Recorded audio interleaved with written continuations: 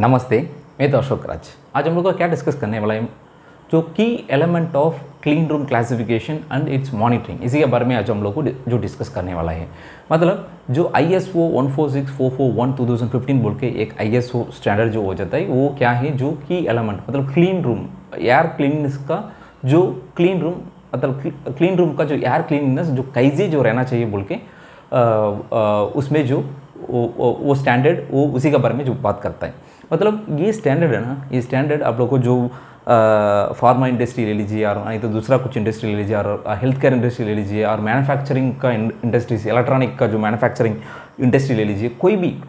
भी कंपनी ये क्या है जो ये स्टैंडर्ड को जो रेफ़र करके उसी का जो स्पेस को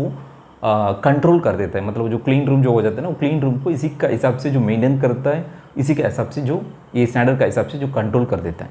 मतलब इसका की एलिमेंट बोल के आप लोग को जो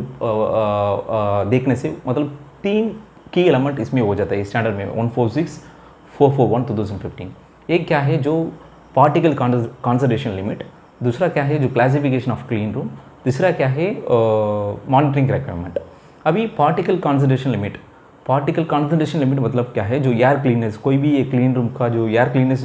देखने से एयर को जो सैम्पल को लेके उसको एनालाइज करने में उसमें ज़्यादा कुछ पार्टिकल्स मैटर जो रह जाता है, मतलब ज़्यादा कुछ डस्ट रह जाता है, वो डस्ट का साइज़ दूसरा साइज़ हो जाता है। मतलब 0.1 micrometre, 0.2 micrometre, 1 micrometre, 2 micrometre, 5 micrometre, ऐसा कुछ हो जाता है। मतलब जो मैक्सिमम कॉन्सेंट्रेशन लिमिट मतलब क्या है, जो सर्टेन साइज़ का जो पार्टिकल मैटर जो हो जाता है ना, उसी को मैक्सिमम अलाउबल कॉन्सेंट्रेशन लिमिट इतना जो इसमें हो सकता है, इतना तो होना चाहिए। उसका ऊपर में जो जाना से वो दूसरा क्लासेस जो हो जाएगा। मतलब कॉन्सेंट्रेशन लेवल को, maximum concentration level of different sizes को हिसाब से 9 क्लासेस का जो क्लीन रूम जो हो जाता है, 9 क्लासेस का जो क्लीन रूम क्लासिफिकेशन लेवल जो हो जाता है, वो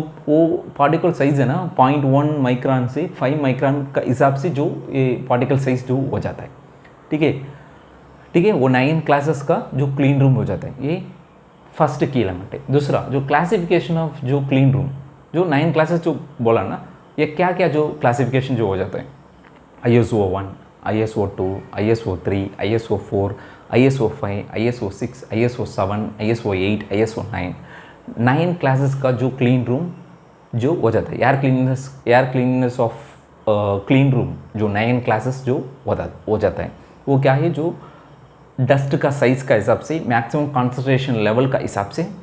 ठीक है, ये 9 क्लासेस जो हो जाता है। इसमें lower the number the cleaner the room, मतलब क्या है, जो कितना जो ISO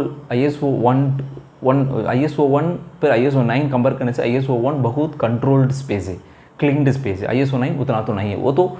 है, लेकिन कंपेयर करने से lower the number cleaner the room. ठीक है, ये तो दूसरा जो की एलिमेंट है। जो फाइनल का जो की एलिमेंट आप लोग को पूछने से जो क्या है, मॉनिटरिंग रिक्वायरमेंट। कोई भी आप स्टैंडर्ड, ये स्टैंडर्ड है ना, जो कैसे जो हम लोग को जो मॉनिटर करना चाहिए बोल के जो अच्छा से जो डिफाइन किया है। मतलब कैसे जो सैंपल को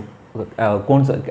कहाँ से जो सैंपल को कलेक्ट करना है, कैसे जो एनालाइज करना है, कैसे जो कंपेयर करना है, सभी के बारे में जो ये स्टैंडर्ड में सब कुछ दिया ये। ठीक है, ये तो दूसरा की एलिमेंट है। अभी 3 की एलिमेंट का जो क्लीन रूम क्लासिफिकेशन के बारे में आज हम लोग को डिस्कस किया है। जो कुछ इंट्रोडक्शन है,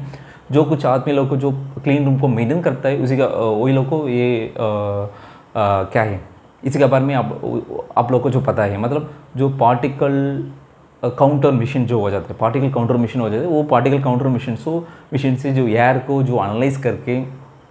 एयर सैंपल को कलेक्ट करके, सैंपल को जो एनालाइज करके, जो क्या क्या साइज़ का जो पार्टिकल जो हो जाता है, एक आवर में क्या क्या हो जाता है, 2 आवर में क्या क्या जो पार्टिकल साइज़ उसमें जो रिकॉर्ड हो जाता है बोल के, जो आदमी लोग को जो ये स्टैंडर्ड को रेफ़र करके, मतलब ISO 1 में है, ISO 2 में है और 3 में है बोल के आदमी लोग को जो कंपेयर कर देता है, जो मैनेज कर देता है। ठीक है, जो ये लोग को क्या है, जो आपका क्लीन रूम क्लासिफिकेशन लेवल में हम लोग को मेंटेन कर रहा है कि नहीं कर रहा है बोल के, ऐसा जो पार्टिकल काउंटर मशीन का हिसाब से, यही स्टैंडर्ड का हिसाब से जो उसका मतलब वो पार्टिकल काउंटर मशीन है ना, उसी का मदद से ये स्टैंडर्ड को रेफ़र करके जो बराबर कौन सा लेवल में जो क्लीन रूम को आप लोग को मेंटेन कर रहा है बोल के आप लोग को अच्छा से फाइंड आउट कर सकता है। ठीक है। सो आदमी लोग को जो पहले ही किया होगा, लेकिन जो कुछ आदमी जो नया आदमी है, जो वही लोग को जो इसी के बारे में जो मालूम नहीं था, अभी ये वीडियो से आप लोग को जो मालूम पड़ेगा, मतलब कुछ ना कुछ इंट्रोडक्शन बारे में ये वीडियो में डिस्कस किया है, जो आप लोगों को अभी क्या क्या जो क्लासिफिकेशन लेवल है, क्या क्या की एलिमेंट है, वो सब कुछ ये वीडियो से आप लोग को जो लेके जा रहा है, मतलब मालूम हो रहा है बोल के मेरा मन में जो लग जा रहा है, आप लोग को भी ऐसा लगने से ये वीडियो को लाइक करके आपको फ्रेंड लोग भी शेयर कीजिए। ये स्टैंडर्ड के बारे में और कुछ ज़्यादा हम लोग को बात डिस्कस करेंगे, दूसरा वीडियो में डिस्कस करेंगे। ठीक है, आज के लिए इतना ही, हम लोग दूसरा वीडियो में मिलेंगे। धन्यवाद।